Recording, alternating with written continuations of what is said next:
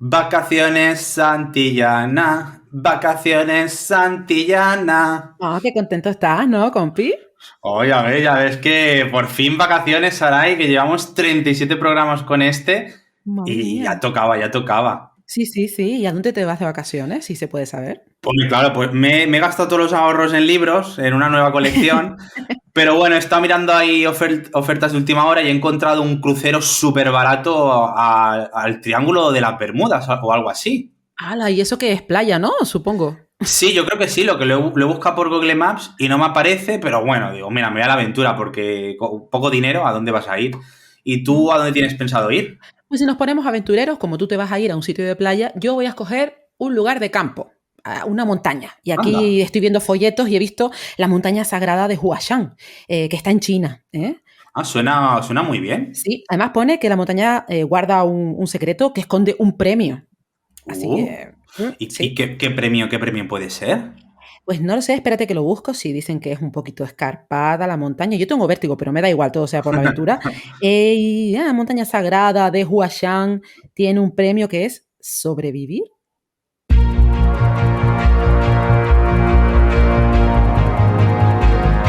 Nigromantes Literarios, un programa dedicado al apasionante mundo de los libros y mucho más, con Saray Ramírez y Naviru Shorno.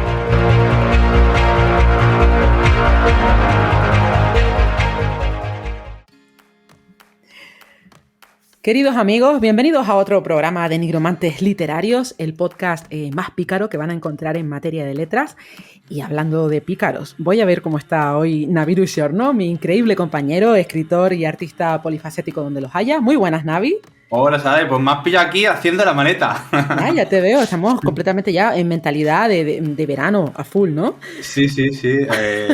Bueno, decir que yo pido ya perdón de antemano por si cometo algún error, pero este programa es un poco como, ¿sabes? El último examen de curso que estudias un montón pero ya estás ya con el chip en otro lado, ¿no? Entonces, a ver qué sale. Bueno, sí, además nosotros siempre estamos preparados, por lo menos para reírnos, que ese es un poco el objetivo final del programa. Si podemos aprender un poquillo entre medias, pues mejor que mejor, ¿no?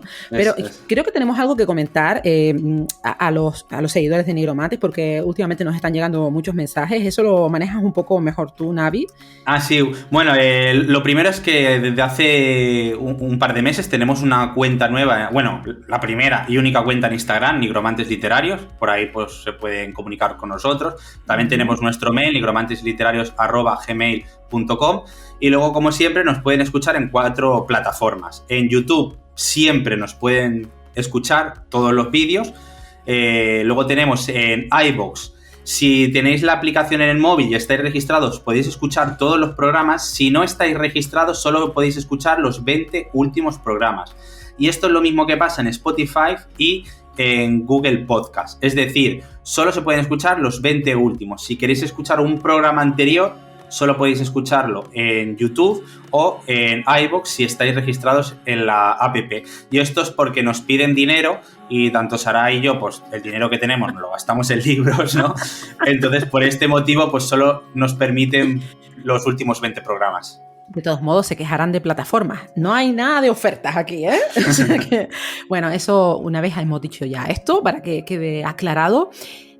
Navi, tenemos por delante un programa de lo más nutrido, ¿eh? Que va a abarcar nada más y nada menos que la historia de la literatura.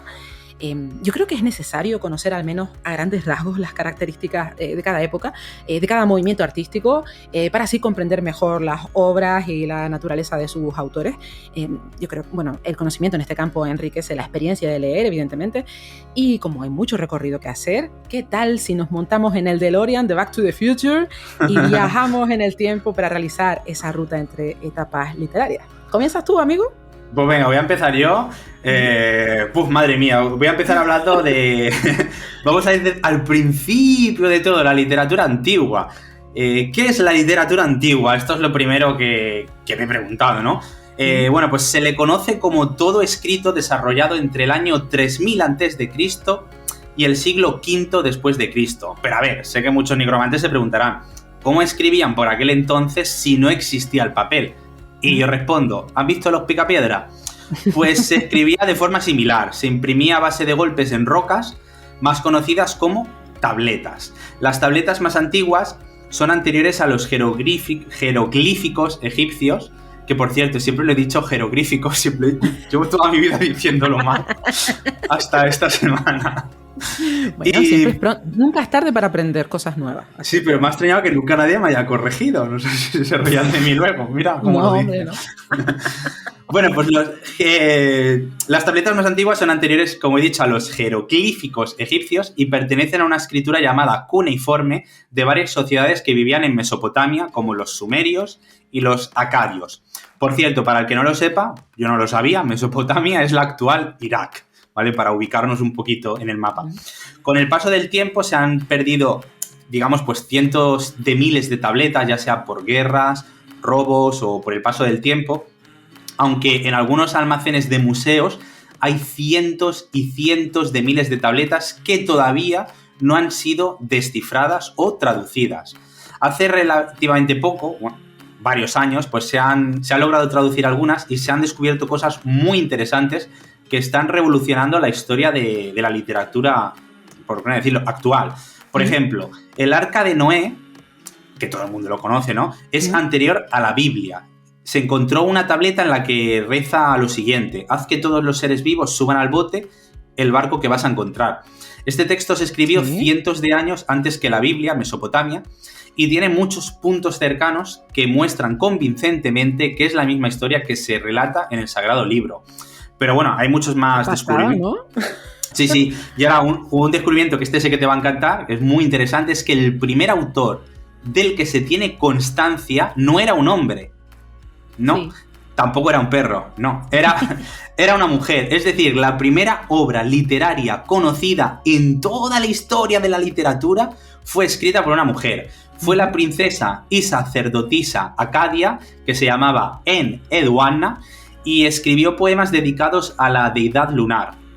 Esto lo he encontrado muy interesante. Y ahora otro dato muy interesante que sabemos gracias a las tabletas es que, por ejemplo, un minuto tiene 60 segundos, ¿no? Un círculo tiene 360 grados y todo esto procede de Mesopotamia, porque los sumerios y los acadios usaban un sistema de numeración sexagesimal que en la actualidad es el que se sigue utilizando. O sea, para que veas.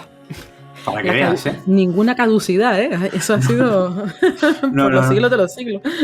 Y luego, por ejemplo, tenemos que el texto literario más antiguo que se conoce surge en Sumer alrededor del 2500 a.C., que es un poema épico que se llama Gilgamesh, cuya influencia llega, pues según algunos estudiosos, a textos bíblicos como la referencia al diluvio, pero es que incluso llega hasta la Odisea de Homero.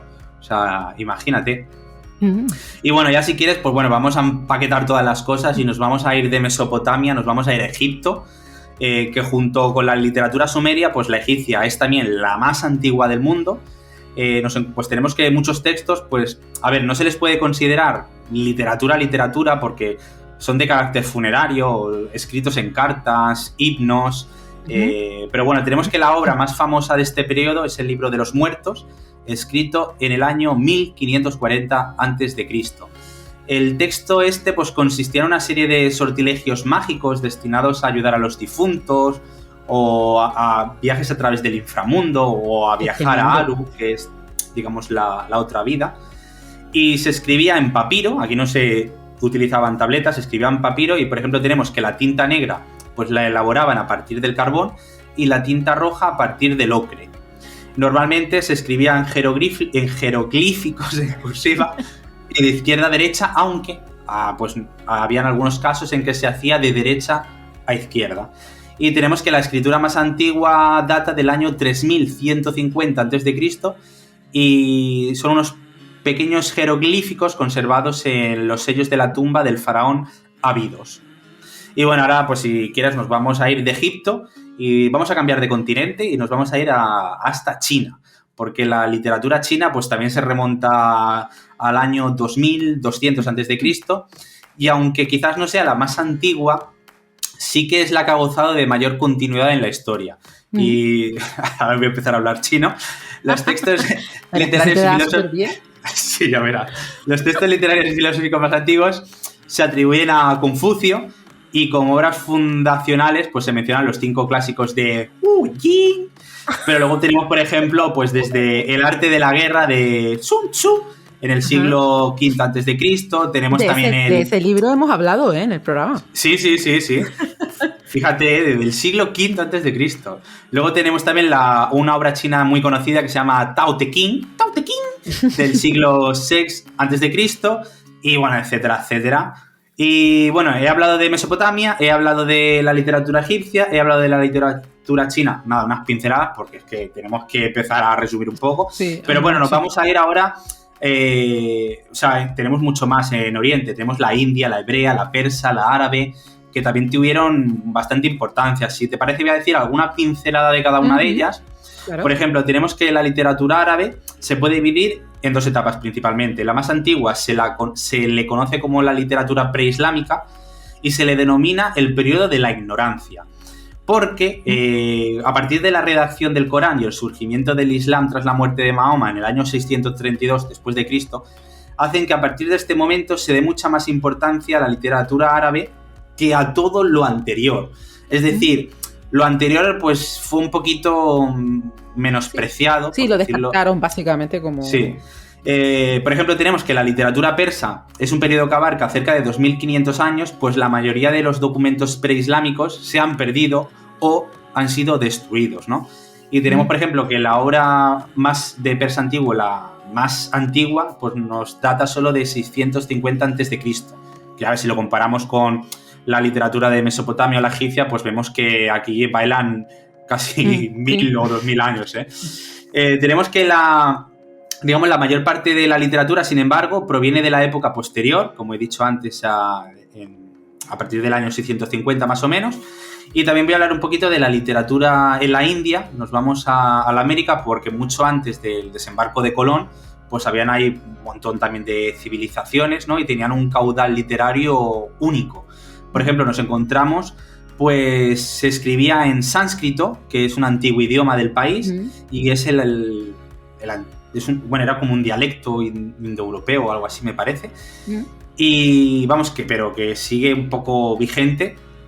Y bueno, aquí podemos distinguir como 2 épocas. La primera fase de la literatura sánscrita toma su nombre de la palabra Veda, que es ciencia, y básicamente consiste pues, en una amplia serie de textos religiosos como rezos, fórmulas rituales, himnos, tratados filosóficos, aforismos, etc.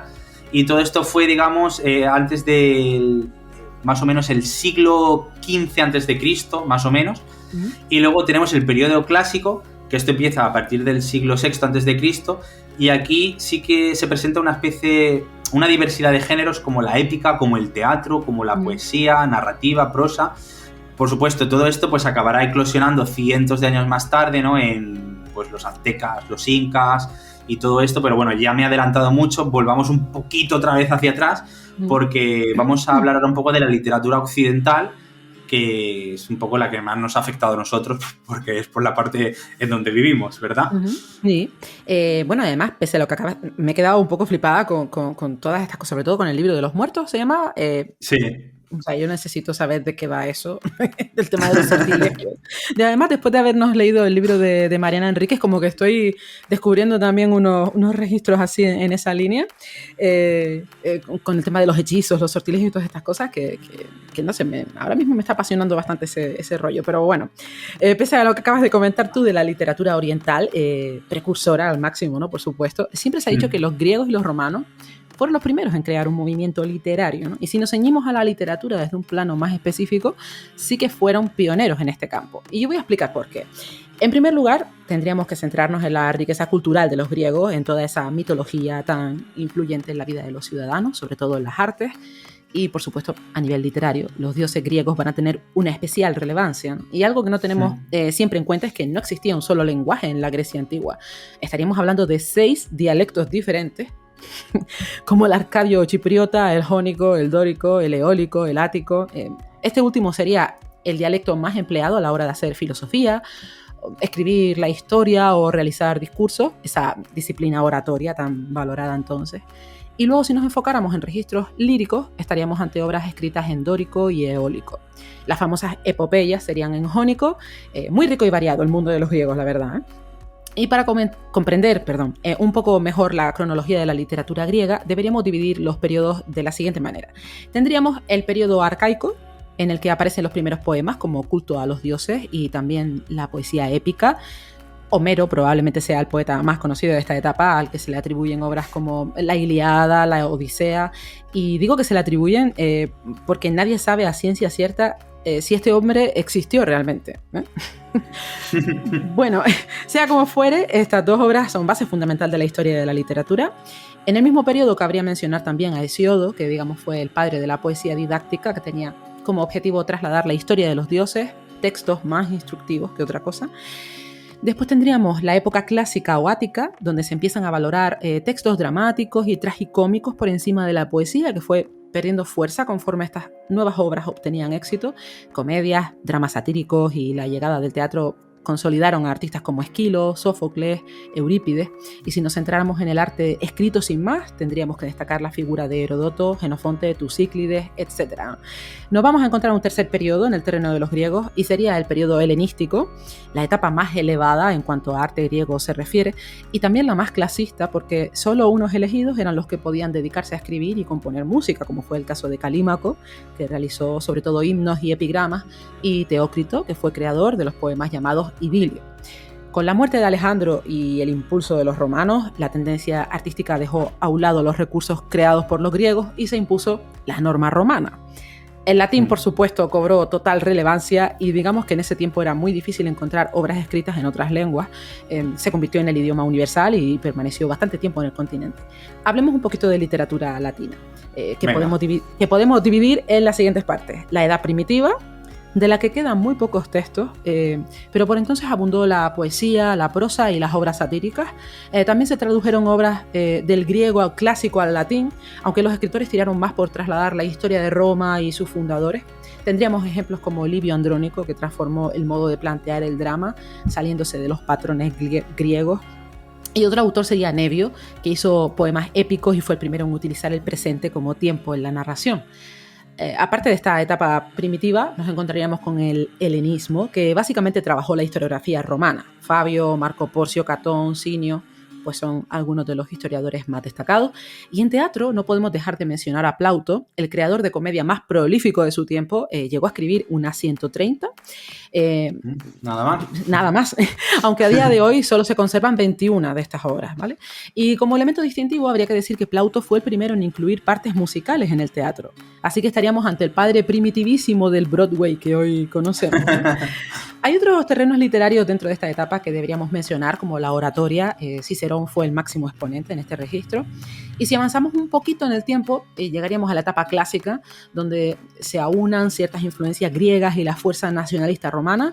La literatura aquí deja de ser única y exclusivamente un recurso de la aristocracia y empieza a llegar al pueblo llano, digamos.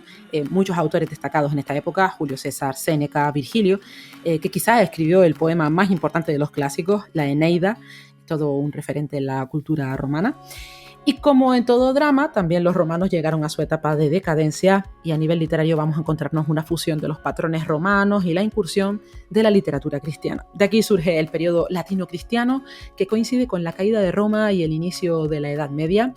Quizás tú puedas contarnos algo sobre esta etapa, Navi. Lo de la caída de Roma, uno es incapaz de evitar pensar en Chiquito de la Calzada, ¿verdad? Cuando decimos esto, ¿no?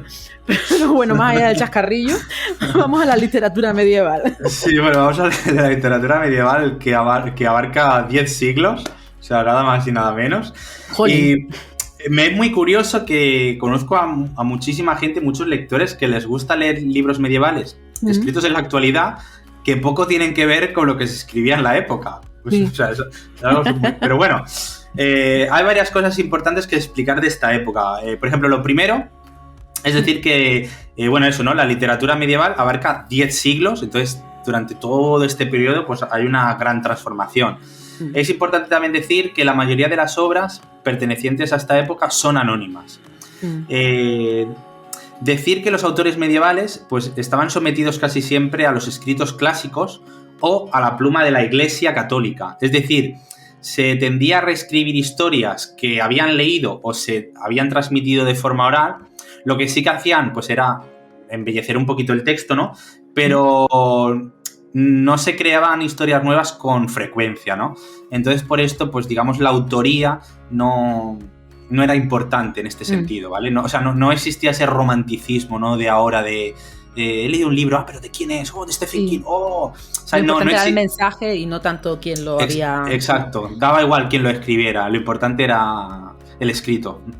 A pesar, en esta época no existía el papel, o sea, el papel que todos conocemos, ¿no? Pero nos han llegado escritos de la época medieval en multitud de soportes. Tenemos la piedra, tablillas de arcilla, bronce, madera, placas de hueso, marfil y papiros y pergaminos, que son los más utilizados por aquel entonces, ¿no? Tenemos, por ejemplo, que los libros de papiro medievales que se conservan hoy en día nacieron gracias a que los rollos de papiro tenían muy poco de práctico y por eso se inventó el libro rectangular, que todos conocemos, de varias hojas cosidas al modo de las tablillas romanas unidas por anillas. Tenemos que el pergamino pues tiene muchísimo éxito en la literatura medieval, porque el papiro pues tenía un procedimiento muy costoso, pero bueno, a pesar de ello pues empezó a ponerse de moda y esto viene de la ciudad Pérgamo de Turquía, que es la que digamos dio el nombre al pergamino, ¿no? Y ¿qué más? Ya me he ido por haber dicho esto. No te preocupes.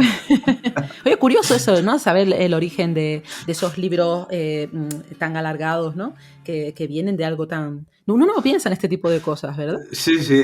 Bueno, estaba lo del pergamino, pues que era muy costoso de hacer, ¿no?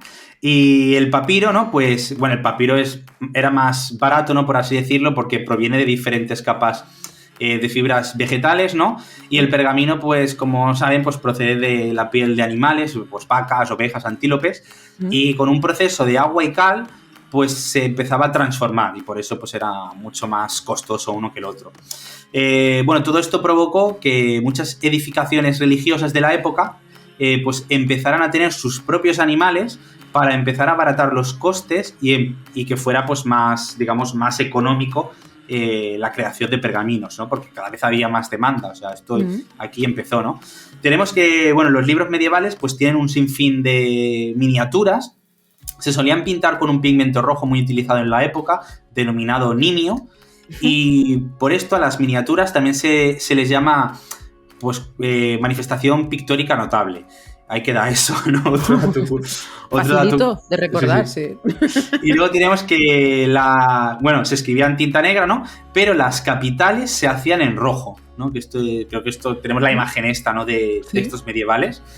Los libros medievales, pues se hacían, los hacían varias personas, o sea, no solo una misma persona lo hacía todo. Teníamos que, pues un miniador era el experto en miniaturas, luego teníamos el escriba, luego teníamos un encuadernador y había también revisores que revisaban que todo estuviera bien. La masificación del libro, ¿no? Cuando ya la Iglesia pues empezó, digamos, a implementar de forma masiva, ¿no? Pues todo esto produjo un cambio en la manera de escribir y se introdujo la letra gótica, ¿no? Que digamos que reemplazó a la letra carolina o carolingia, y añadir que es en la época medieval cuando se empiezan a utilizar los signos de puntuación. O sea, hasta entonces no se utilizaban de forma como hoy en día, ¿no? Los utilizamos, y también empezaron a separar las palabras y adaptar los textos en 2 columnas. O sea, tú imagínate los textos antes, o sea, ni puntuación, todo seguido. Y yo te iba a decir que fíjate, desde el siglo V, haciendo el tema de lo de la puntuación, los signos de puntuación, las comas, todas estas cosas, y a día de hoy aún hay gente que no que no los tiene muy en cuenta, ¿no? Perdón por interrumpirte. No, tranquila. Bueno, esto era como... Y bueno, voy a ahora hablar un poquito de las características de la literatura medieval. Pues a ver, tenemos que desarrollan una cosmovisión teocéntrica, ¿no? O sea, importa lo trascendente, el espíritu fuera del cuerpo. O sea, vamos, que los viajes astrales ya estaban de moda un poquito en el pasado. Y todos perseguían un fin didáctico moralizante, ¿no? De ahí a que no sea importante quién lo escribía, sino el qué escribía, ¿no? La intención del escritor, pues, era enseñar, por lo tanto, pues, digamos, los personajes, pues, son modelos de heroísmo, o en casos de ficción, y si no era ficción, pues, en temas de religiosidad o de moral, ¿no? Luego tenemos, pues, también que a la mujer se le describía como un ideal de lo divino, que esto me parece bastante interesante. Y luego, por ejemplo, géneros utilizados en la literatura medieval, pues tenemos pues desde el cuento, ¿no? Que en algunos países tuvo muchísimo éxito, por ejemplo en Italia, ¿no? Y de ahí viene el Decamerón, de Giovanni Boccaccio. Boccaccio. Yo me lo leí el año pasado, ¿eh? Sí, ¿qué tal? Ah, es verdad, me acuerdo que me dijiste que te costó un poquito. Mira, no sabía que era de la época medieval, ¿eh? Es muy extenso, pero bueno, es extenso, pero también a ratos es muy entretenido. Para hacer un libro tan antiguo, realmente, bueno, yo lo recomiendo.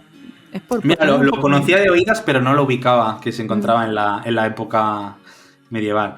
Luego tenemos otro texto muy, muy conocido de la literatura medieval, es el Cantar de Gesta, que viene a ser como un poema épico que narra las hazañas de distintos guerreros compuestos por personajes históricos que pues, han hecho algo importante para el origen o la historia de la comunidad. Qué aburridos me parecían en el instituto. Cada vez que me tocaba analizar un Cantar de Gesta, era como, Dios, no, ¿por qué? Pero bueno. Y tenemos obras súper conocidas, pues como el Cantar de Mio Cid, el Cantar de Rolando, el Cantar de los Nebilungos, el Cantar de los Nigromantes. ¿Y qué más tenemos por ahí? Todos muy entretenidos. Sí, el romance tenemos, que es un género lírico narrativo característico en la literatura española, sobre todo, ¿no? Y era, pues, poesía heroica, por así decirlo, ¿no? Son poemas muy breves y se caracterizan por su métrica y rima, ¿no? Tienen versos de 8 sílabas. Sí. Y la rima era sonante los versos pares y libre los impares. Y, por ejemplo, tengo aquí uno de ellos, un romance, que es Rey Don Sancho, no digas que no te aviso, que del cerco de Zamora un alevoso ha salido. Bellido Dolfo se llama, hijo de Dolfos Bellido. Si gran tirador es el padre, mayor traidor es el hijo. Trepidante. Sí. Y luego, bueno, tenemos mucho más. Tenemos, por ejemplo, pues el Mester de Clerecia, que es un poema escrito por un... ¿no? Eso, Clerecía. Yo es que... No, es que estaba yo pensando, digo, me Clerecía. suena... sí, me suena así como Clerecía. No sé, igual estoy equivocada yo, pero... No, es que a mí los acentos a veces a mí se me van un poco. Como en inglés no hay. Bueno, es un poema escrito por un clérigo que puede ser sacerdote, ¿no? O simplemente un hombre instruido.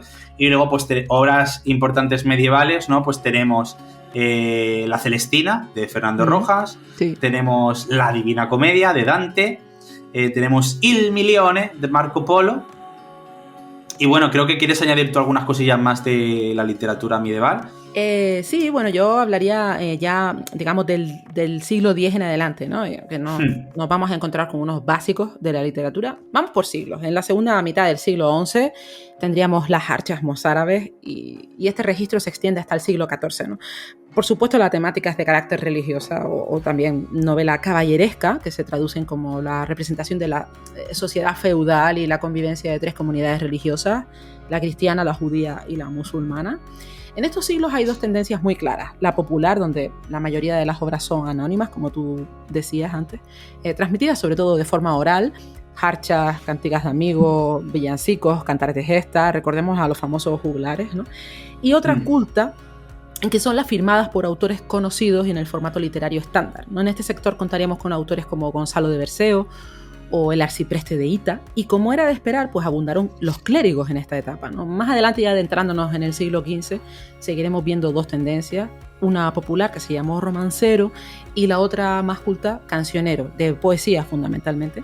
Aquí se produce esa transición entre Edad Media y Renacimiento, lo que causó grandes cambios sociales y culturales, ¿no? Y digamos que el enfoque medieval vinculado a la religión sufrió un contraste enorme con las nuevas ideas burguesas, ¿no? Que consolidaron esta etapa, ¿no? Ya no se veía la vida como un camino de dolor y sufrimiento, sino como algo que había que aprovechar, que disfrutar, y esto genera una crisis moral que en el plano literario queda más que patente a través de obras con el antropocentrismo como base de las historias, opacando las ideas teocentristas que habían predominado en etapas anteriores, ¿no? Aquí las obras anónimas empiezan a desaparecer.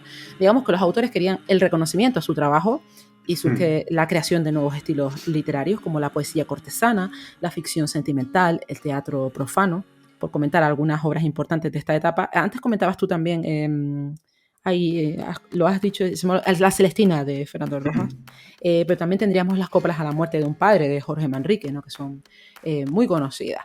No me gustaría extenderme tanto en esto porque creo que tú has comentado ya casi todo lo que lo más reseñable, ¿no? de esta etapa. Así que, si te parece, nos vamos directos ya a la literatura de la Edad Moderna europea, ¿eh? que trascendió entre los siglos XV y XIX, ¿no? Aquí es nada. Yo ahora voy a centrarme un poco en el siglo XV al XVII. Uh-huh. ¿Y qué pasa entonces? Pues empieza el Renacimiento, uno de los periodos más emblemáticos en nuestra historia universal, en la que se intenta regresar al glorioso pasado. ¿Por qué sucede esto? Pues podría decirse que la difusión de ideas del humanismo eclosionó en un nuevo concepto del hombre y del mundo. Por lo tanto, tenemos que en el Renacimiento se intenta volver a lo antiguo, se desplaza un poco la Iglesia de lado, menos en España, of course, o sea, Spain is different, always, y además se intenta descubrir nuevos terrenos, ¿no? O sea, empiezan las colonizaciones, pues las rutas por el mar, la ruta esta de las especias y todo esto, la ruta de los Magallanes, creo que es. Bueno, total, que con todas estas nuevas rutas, ¿no? Sobre todo las marítimas, pues se abre un mundo nuevo. Y todo esto llevará, pues, unos siglos después a la revolución industrial, por supuesto, y a la globalización que conocemos tal y cual.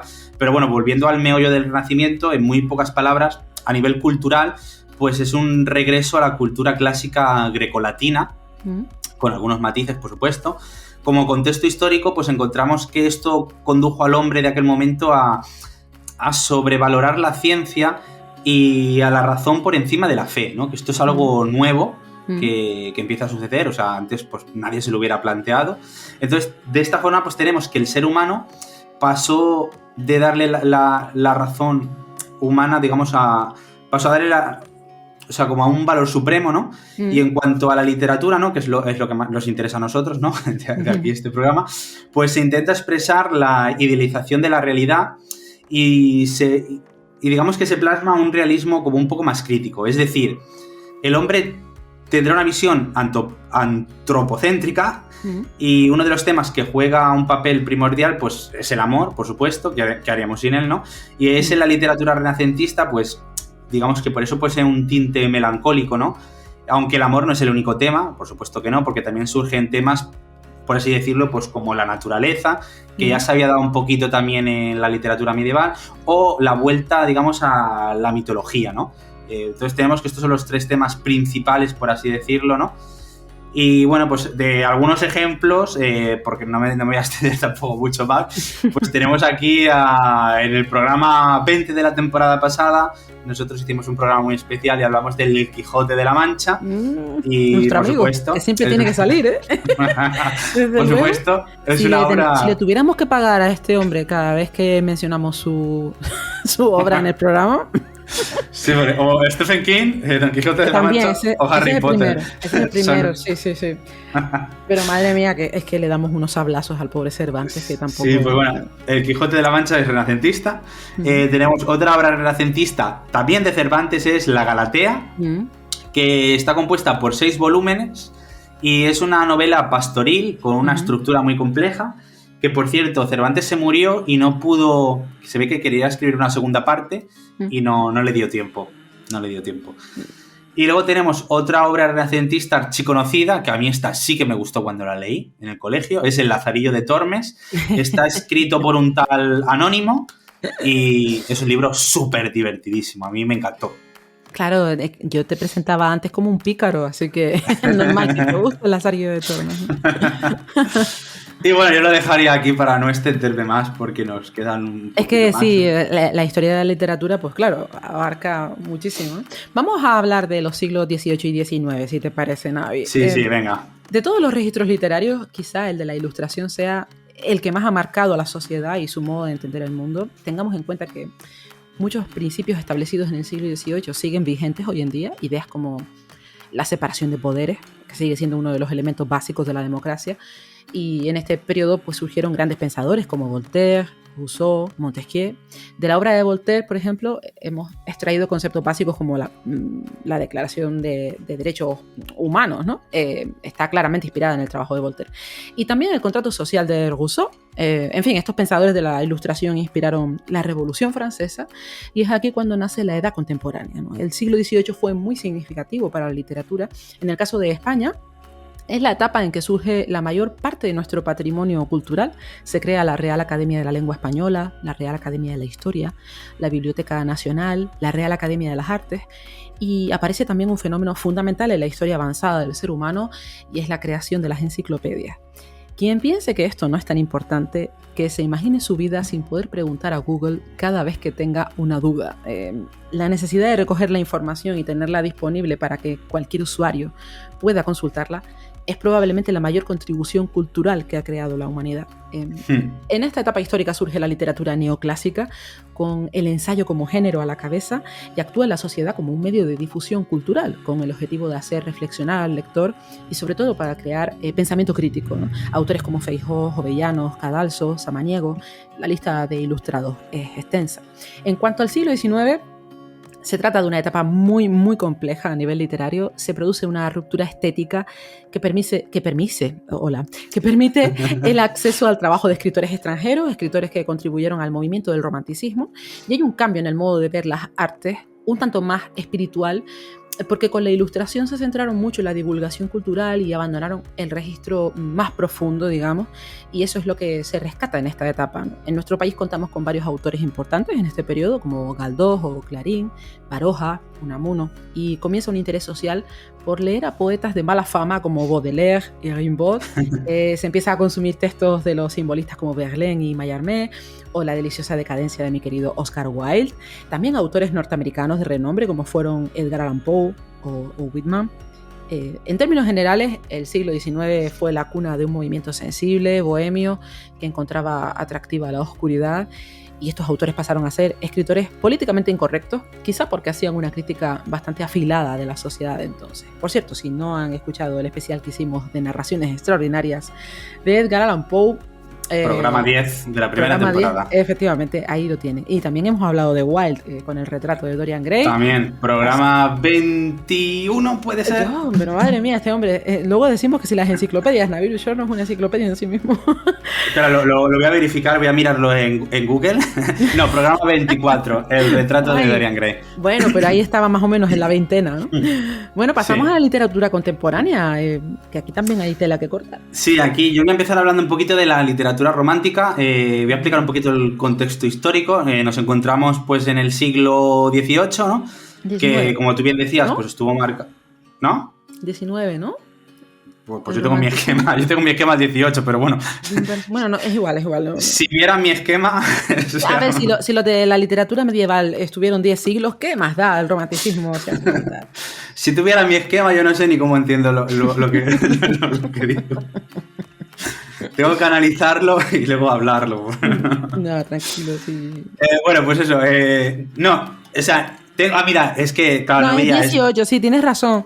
No, pero es que aquí tengo también... 18, sí. Estuvo marcado por el ilusionismo, porque es contexto histórico, es que esto lo tengo muy pequeñito. Digamos que la razón empezaba a triunfar sobre el fanatismo y hay libertad de pensamiento, ¿no? La religión pues pierde su influencia pública, ¿no? Y es confinada, pues digamos, a una esfera privada, por así decirlo. Y paralelamente tenemos la revolución industrial, por fin llega, ¿no? Que ha cambiado todo, ¿no? Y ha surgido una nueva clase social, que son los burgueses, ¿no? Entonces tenemos, pues, que el romanticismo, pues, es un movimiento artístico y literario, ¿no? Que surgió, digamos, en la transición, mira, aquí lo tengo apuntado, entre el siglo XVIII hacia el siglo XIX en Inglaterra, Alemania y Francia, y desde allí se extendió a todo el mundo occidental, incluido el continente americano. Tenemos que el movimiento romántico pues, está basado en la expresión de la subjetividad y la libertad creadora como reacción al racionalismo del arte neoclásico. Ahí queda eso. El romanticismo, bueno, a ver, lo explico mejor ahora. El romanticismo pues, es un movimiento muy diverso, ¿no? O sea, como características pues encontramos que a la imaginación por encima de la inteligencia hay mucha subjetividad, tanta, pues digamos que el universo es subjetivo, ¿no? Y emocional, y pasa eso a ser el centro de interés de los artistas. Es decir, los sentimientos, ¿no? Pues dominan esta corriente, ¿no? Pues tenemos, por ejemplo, el miedo, la pasión, la locura, la soledad, y todo esto queda por encima de lo que he dicho antes, ¿no? Y, por ejemplo, vámonos ahora, a lo que nos importa, ¿no? Por ejemplo, la literatura romántica, ¿no? Porque, ¿qué sería, no? Pues a grandes rasgos, historias de amor con finales felices, por así decirlo un poco, ¿no? No siempre es así, porque tenemos un ejemplo por Romeo y Julieta, ¿no? Todo el mundo sabe que esa historia de amor no termina bien. O sea, aquí no hago spoiler a nadie, ¿no? Pero bueno, a pesar de que el nexo de las historias podía ser de amor, pues las subtramas pues podían ser de muchos otros temas, ¿no? Una característica que engloba a la mayoría de las historias de la época es que los personajes lo arriesgan todo por amor. Es decir, el amor está por encima de todo. O sea, pero amor puede ser desde amores prohibidos, amores imposibles, amores no correspondidos. No siempre tiene que ser un amor que se realiza, ¿sabes? Hay muchos tipos de amor. Tenemos que las descripciones pues no son tan importantes como en otros movimientos literarios. Aquí lo que más importa son los sentimientos y las emociones que dominan a los personajes, ¿no? Y luego ya pues tenemos un poco el post-romanticismo, ¿no? Que también es un movimiento cultural que, bueno, se diferencia un poquito más del romanticismo, ¿no? Podemos decir, pues... ¿Qué puedo decir del post-romanticismo? Es que no entiendo lo que he escrito, ¿sabes? La madre que me parió. Pues bueno, digamos que fue así con un... Estoy aquí descifrando jeroglíficos. Un intento de conciliar, digamos...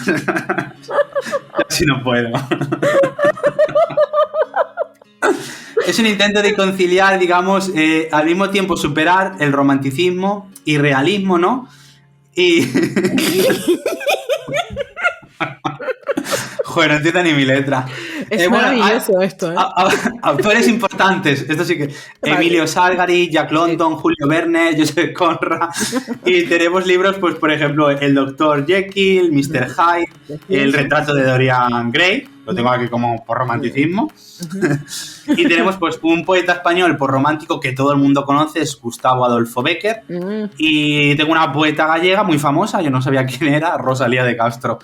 Sí. Y lo siento mucho, pero las características no las entiendo. Por cierto, Bécquer, todo el mundo lo conoce como un autor de poemas, ¿no? Y bueno, era un poeta maravilloso, pero tiene una serie de relatos así un poco oscuros que son maravillosos, ¿eh?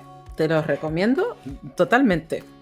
Apuntado que... Lo que sí que me acuerdo, es que digamos que los artistas y escritores porrománticos, aunque eran incómodos y, digamos, disconformes, no se rebelaron contra la forma de vida burguesa. Mira, esto lo acabo de recordar. Ahí dejo el dato. Y vámonos a... Perdón, No, pues sí ha sido súper divertido. Pasamos a este cateado, esta parte. No pasa nada. Siempre se puede, en lugar de un sobresaliente... El romanticismo, no, lo importante era el romanticismo. Vamos al realismo. Hemos hablado de los autores, que era lo que importaba. Bueno, vamos al realismo, sí. Los seres humanos somos cíclicos y cambiantes. Entonces es normal que a lo largo de la historia, no solo a nivel literario, sino en muchos aspectos de la vida, hayamos estado constantemente cambiando de tendencia. El realismo es nuevamente un giro de la estética romántica, ¿no? Se aparcan los hábitos idealistas, fantasiosos, ¿no? Y el modo subjetivo de expresar las emociones para dar lugar a textos más rigurosos y fieles a la realidad. Los escritores comienzan a obsesionarse con la documentación, buscan personajes con los que pueda identificarse el grueso social. El recurso básico en este estilo literario es la sencillez y la exactitud. Aquí no hay sitio para usos retóricos muy elaborados porque la intención es realizar un texto lo más crítico posible, ¿no? Surgen aquí los cronistas contemporáneos e incluso un nuevo tipo de historiadores, y supongo que fue completamente normal que de este estilo naciera otra variante más próxima a las ciencias que se llamó naturalismo. Aquí la cosa va de analizar al extremo el comportamiento humano y poner en práctica valores como la observación y la experimentación. En esta corriente literaria son habituales los escenarios miserables, los espacios marginales, personajes brutos, porque sus autores lo que querían era exponer la verdadera naturaleza del hombre, ¿no? Textos muy impersonales, terriblemente objetivos. Un claro ejemplo fue Emilia Pardo Bazán, cuyo estilo a mí personalmente me atrae bastante, quizá mucho más que sus otros compañeros de registro. De todos modos, Darwin, con su trabajo El origen de las especies, resultó muy inspirador de cara a este movimiento, ¿no? La teoría de la evolución generó mucho revuelo en la sociedad. También habría que mencionar a otros autores que siguieron esta estela literaria, aunque enfocados en otros sectores más sociopolíticos. Por ejemplo, el caso de Marx, con su profundo análisis sobre el capitalismo y la creación del movimiento marxista, que tanta repercusión generó a finales de siglo. Y bueno, pasamos al modernismo. Pues sí, ¿qué es el modernismo? Pues es muy moderno. Digo, me voy a poner serio. ¿Qué va? ¿Pero qué? Si es que se puede aprender igual. Sí. El modernismo, tomen nota, no solo voy a decir una vez, es un movimiento que se desarrolló entre los años 1880 y 1917 en Hispanoamérica y se extendió luego por toda Europa. ¿Ah, sí? Y por el resto del mundo, por supuesto, ¿no? Fundamentalmente fue, digamos, en el ámbito de la poesía y se caracterizó por una ambigua rebeldía creativa. Tiene unas características muy interesantes, pues, por ejemplo, se rompen las reglas de lo que se considera tradicional, tanto en cuestiones religiosas como en políticas o sociales, y se crea un lenguaje poético libre. Es decir, la naturaleza no se idealiza. Y en cuanto a los sentimientos, pues puedo decir que se intenta aumentar los efectos que los poemas quieren expresar. Otro punto importante para resaltar es que no existe una verdad absoluta, es decir, se cree que la verdad es relativa, ¿no? Y pues se rompe con el realismo. Los temas principales que tratan el modernismo son el amor, el erotismo, el cosmopolitismo. ¿Qué quiere decir esto? Pues viene a ser una búsqueda formal, una exploración a culturas lejanas y exóticas, y esto lleva a que algunos temas frecuentes en la poesía pues sean desde leyendas, cuentos medievales o de cultura exótica, ¿no? Y bueno, se utilizaba un lenguaje culto y refinado y muy formal, y algunas obras importantes de la época pues tenemos Azul, de Darío, tenemos Platero y yo, de Juan Ramón Jiménez, y Versos libres de José Martín. Y luego tenemos el postmodernismo. Me encanta porque se está riendo solo. Sí. A saber qué está pasando por su mente. Es que me estoy acordando de lo de la palabra post, ya me hace gracia. Que es una corriente literaria que sucedió al modernismo, lógicamente. Yo supongo que esto lo pondría en mi examen de literatura. Pues es una corriente literaria que viene después del modernismo, ¿no? ¿Y no es verdad?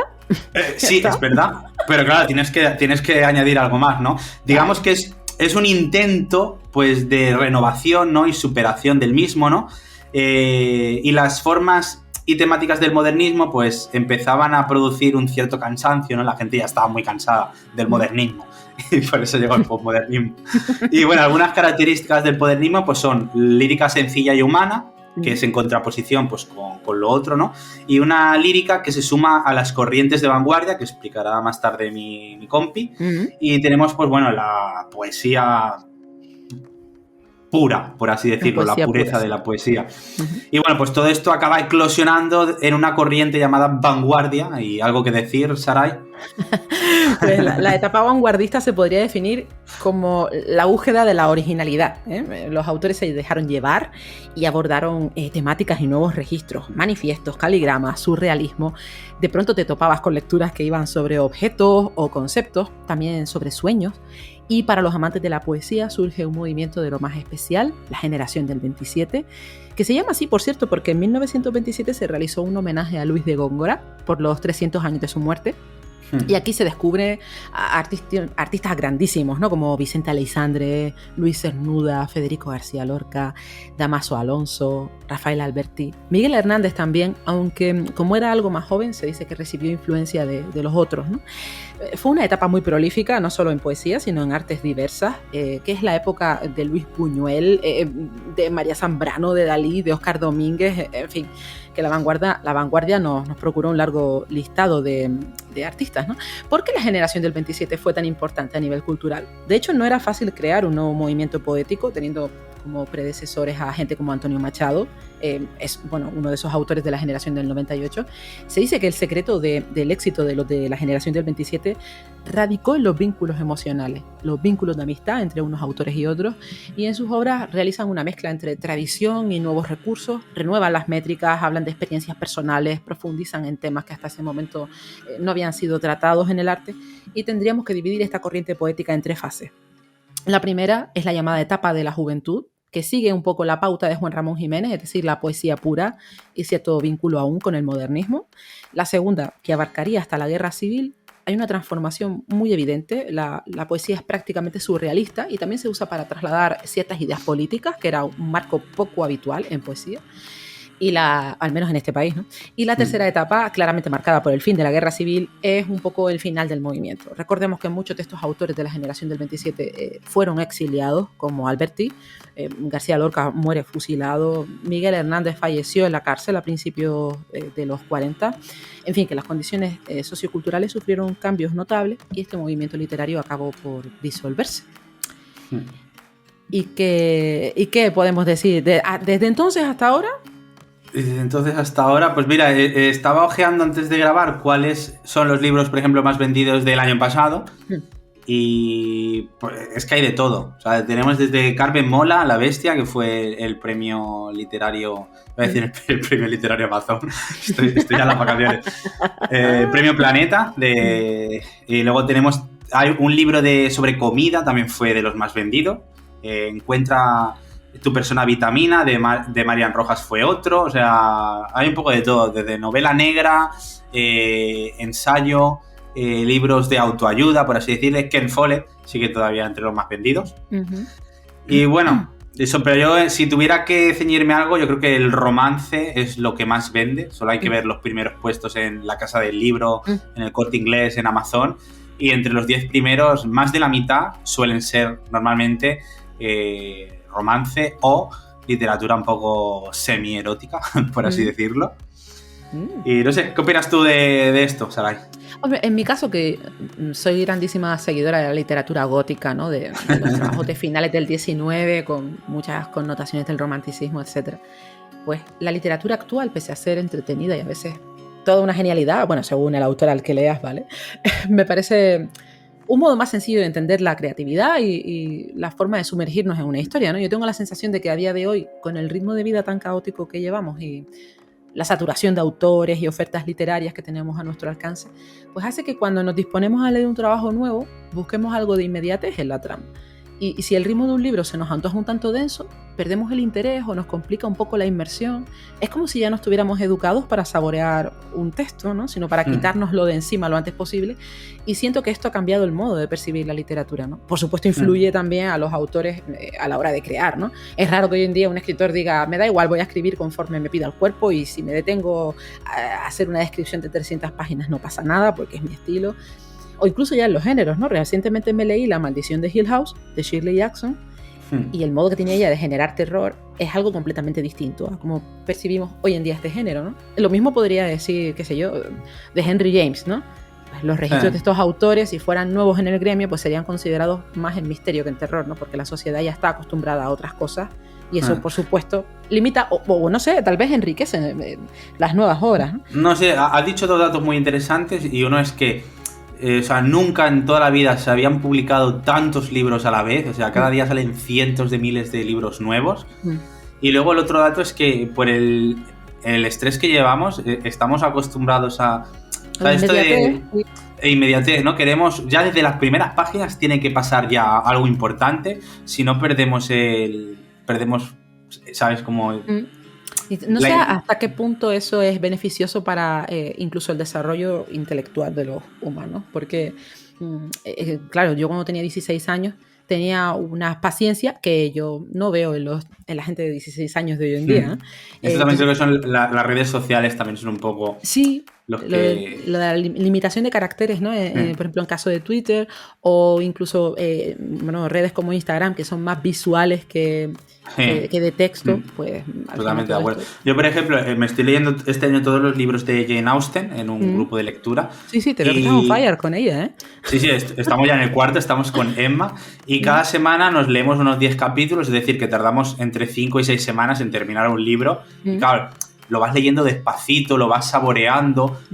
Entonces, claro, si lo leyera todo en una semana, no lo disfrutaría lo mismo que leerlo despacito, ¿no? Hay miles de recursos que necesitan que tú estés... Bueno, yo lo llamo el estado crucero, ¿no? Es como estás en un estado de viaje tranquilo, ¿no? Si no, no puedes disfrutar de las vistas, no puedes disfrutar del ambiente, ¿no? Con un libro pues sucede igual.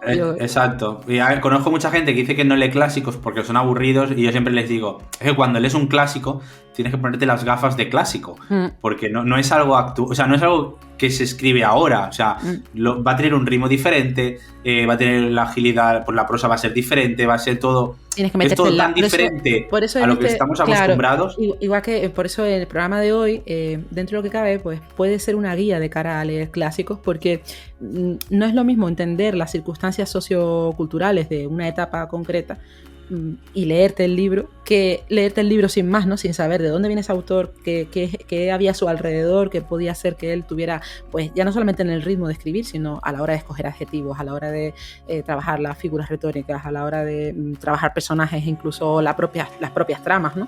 Yo creo que todo eso está íntimamente relacionado con la realidad social que vivieron ellos, ¿no? Entonces, cuando tú, ya más o menos, pues me imagino que tú cuando estás leyendo a Jane Austen, pues sabes perfectamente cuál era la etapa histórica en la que vivió ella, cuáles eran las influencias culturales, por qué define a según qué personajes de un modo, o incluso los entornos, ¿no? Las ambientaciones. Todo ese tipo de cosas hay que tenerlas en cuenta a la hora de leer un clásico. Y bueno, te puede pasar, ¿no? Que de pronto digas tú, vale, lo he leído, me he puesto la gafas del clásico, pero no me emociona, o al contrario. Eso me pasó con Mansfield Park, no me gustó nada. Ahora estoy con Emma y me está encantando, y Orgullo y Prejuicio es una pasada, o sea, ese libro es divertidísimo, me gustó mucho. O sea, depende del libro, conecto más con la historia, con los personajes, o ya ves que la autora quiere explicar algo de una forma y ya ves un poco por dónde va a ir, ¿no? Y por ejemplo con el que estoy leyendo ahora, o sea, me tiene fascinado porque no sé muy bien lo que va a pasar, no me cae bien la protagonista, tengo que decirlo, y eso creo que también es algo muy bonito, ¿no? De ver que la protagonista te cae mal. Bueno, a casi todo el mundo no la traga, es algo bastante curioso. Emma...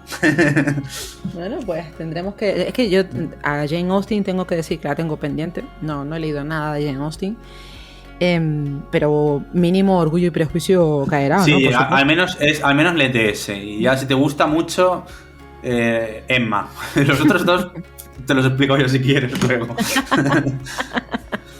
No, a mí no me... además, recientemente me leí también Mientras escribo, de Stephen King, y hay una frase que me encanta, que dice, se aprende más de los libros que no nos gustan que de los libros que nos gustan, ¿no? Eso es verdad, eso es muy cierto. Y me parece, desde esa perspectiva, mínimo, si lo miramos solo desde ese punto, ya merece la pena leerse un libro, aunque no a priori no te atraiga demasiado o lo que sea, ¿no?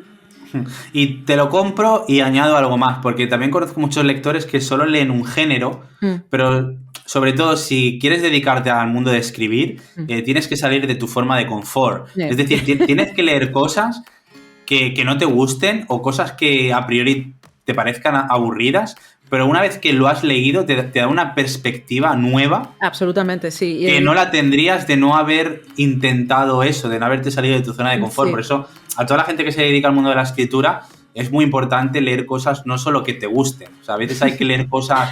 Yo reconozco que yo peco de eso. O sea, a mí hay géneros que me emocionan, como puede ser el terror, por supuesto. Pero me gusta lo sabemos todos. Sí, lo siento, pero el terror, también me gusta el misterio y el suspense, la novela negra, ¿no? Pero la poesía me chifla, a pesar de no escribir habitualmente poesía. Alguna vez he escrito algo, pero vamos, que son cositas que hago yo como ejercicios nada más. Pero sí que disfruto de la poesía de otros.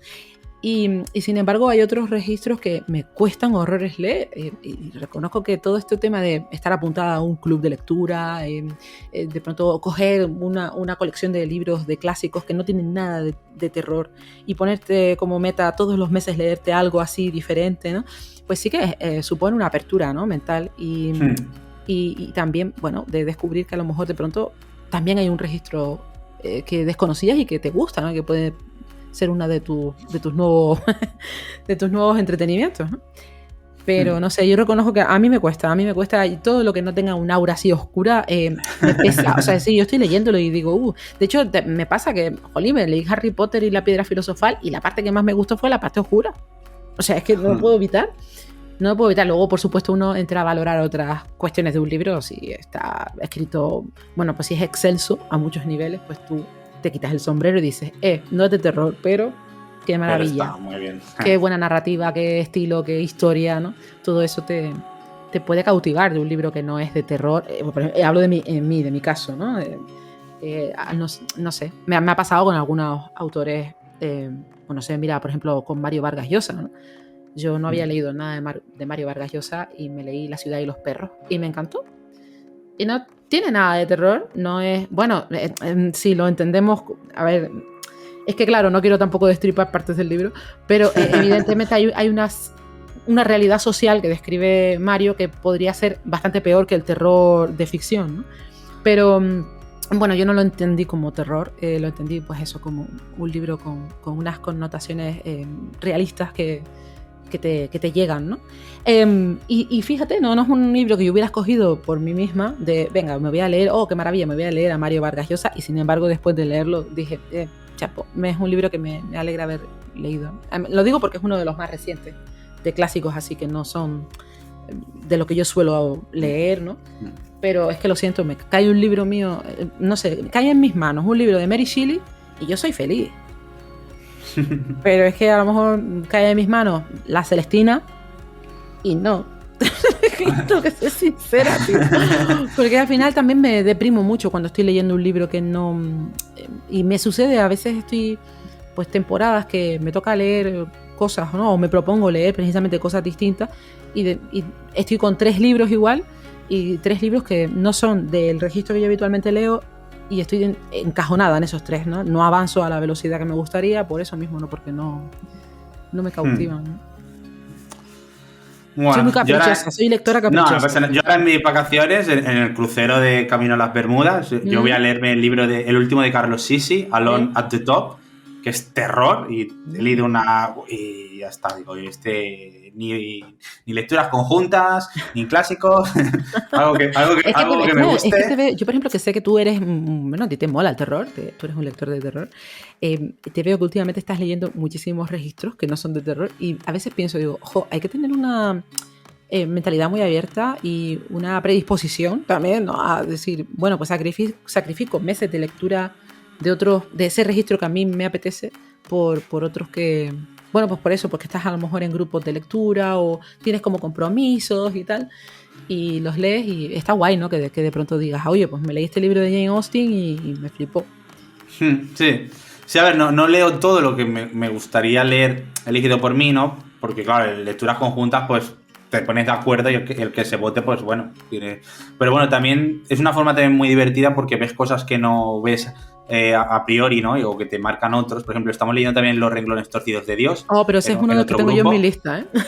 Y guay, o sea, cuando lo comentamos alucinamos, ¿no? Porque claro, cada uno ve una cosa diferente del libro y es súper divertidísimo, ¿no? Entonces, desde aquí también animo a la gente, pues, que leer libros que a priori parecen aburridos o no, con más gente, pues es divertido, ¿no? Es, digamos, la parte buena de leer clásicos. Es como ver una película, ¿no? Sales del cine y te pones a comentar la película, pues es lo mismo. Claro, y luego es lo que digo yo, no sufro solo, todos sufrimos. O no gozo solo también, ¿no? O no gozo solo, todos gozamos. Terminarte un libro y hablar con alguien que sabes que se lo ha leído, ¿no? Y dices, oye, mira, ya he terminado de leerlo, ¿qué pasada esto? O me flipo esto. No, sí, eso es lo mejor, el compartir con alguien lo que estás leyendo. Yo creo que eso para mí me ha dado una nueva realidad a la hora de leer, que por eso estoy en tantas lecturas conjuntas, porque mola muchísimo, ¿no? Cuando todo el mundo está hablando de lo mismo, es como, wow, esto me faltaba a mí hace años. Sí, porque además a lo mejor,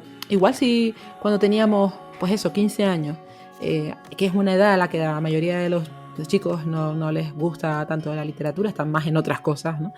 Pero si con 15 años hubiéramos tenido grupos de lectura con amigos, y hubiéramos tenido que comentar... Bueno, no me gusta incluirme porque es que yo a los 15 años estaba metida en la biblioteca por propia voluntad, entonces...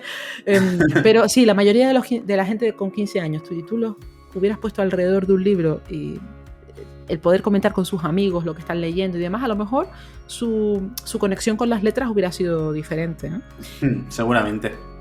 En fin, bueno, Navi, normalmente en esta parte del programa yo suelo preguntarte qué tendremos en nuestra siguiente cita. Sí, pero no tenemos Sí. el director no nos ha pasado el calendario porque hasta dentro de... Bueno, volveremos el primer domingo de septiembre, creo, tengo entendido. Sí. Pero no sé con qué vamos a volver. Sé que tenemos entrevistas pendientes, tenemos recomendaciones y tenemos algún libro más por reseñar. Vamos a practicar misterio y no vamos a decir, vamos a dejarlo Vale. ahí en el aire. Vale, y bueno, pues como decimos siempre, vamos a añadir una premisa nueva: disfruten de las vacaciones, sí. lean mucho y sean felices. Hasta luego. ¡Vacaciones! Has escuchado Nigromantes Literarios. No te olvides de darle al like y suscribirte. Gracias.